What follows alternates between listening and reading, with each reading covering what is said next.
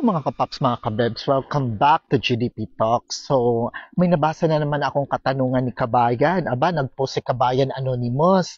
Ang sinasabi niya doon sa kanyang tanong sa mga pages ng Croatia, OFW in Croatia, is that bakit daw napakatagal na ngayon mag-release ng work permit sa panahon ngayon? At this moment, matagal talaga mabigyan after the interview, after the final interview, ang tagal lang hinihintay nila para ma-receive yung work permit. Yung work permit nila, 'di ba? So mayroon na silang job offer at lahat-lahat, pero yung work permit napakatagal. So yun ang pinaka tumbok ng kanyang katanungan. So I just want to share my thoughts regarding that. So ang possible reason talaga, Kabayan, kung bakit tagal na ng yung paghihintay for the release of your work permit is because of the timings. Kasi sa panahon talaga ngayon, most ng mga companies ngayon is naglo-close gawa ng winter season na. So ang focus talaga ngayon is sa Zagreb kasi nagpupuntahan na doon ang mga locals kasi doon naman talaga yung pinakasentro ng commerce pag winter season. So doon naman ang boom ngayon. So yung mga coastal areas, yung mga seaside areas, yung mga businesses talagang malapit na isarado. Kasi kaya nga yung mga workers ay nagsisipuntahan na sa Zagreb, bumabalik na doon. So, ganun, because of the timings. Kasi, kumbaga yung season patapos na talaga. So, winter season na. So, ang mga work na ngayon for the winter season, kadalasan nandoon sa Zagreb. So, yung mga seasonal workers, ito relate lang sa experience sa mga nakakausap ko ditong Kabayan. So, dalawa lang yan.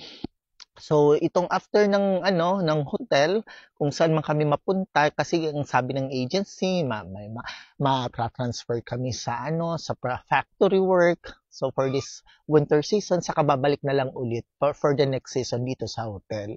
So, yun ang kadahilanan, mga factors behind kung bakit delay talaga ang release ngayon ng work permit. So, depende rin yan sa area ng iyong pinag-applyan kung ano ba yung position mo. So, mostly talaga ang mga ino-offer na job dito sa Croatia is seasonal. So, alam nating lahat yan. So, factory, hindi naman lahat ng factory work is permanent. Meron din parang seasonal. Hindi parang totoo yan kasi it depends on the demands din. May mga nakausap ako na ganun.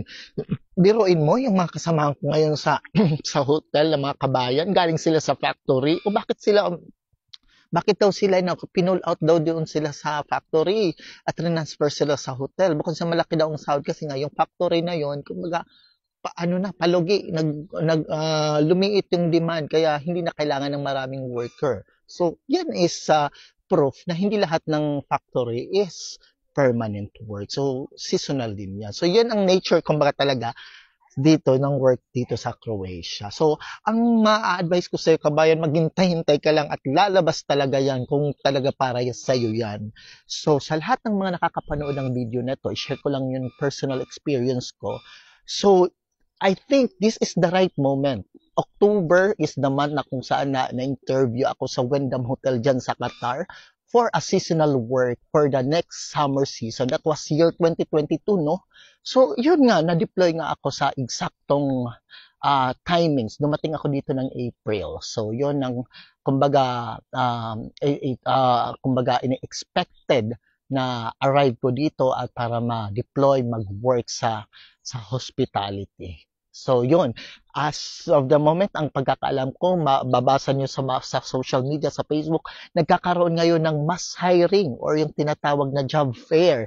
May agency dito, which is the HH, the Humble Hunter, na recently nagkaroon lang sila ng job fair dyan sa Qatar, 'di ba? So good luck sa mga on process na mga Kabayan na ang nyo talaga yung work permit nyo is that is for preparation for the next summer season, which is next year. So see you here in Croatia soon. So laban lang mga Kabayan.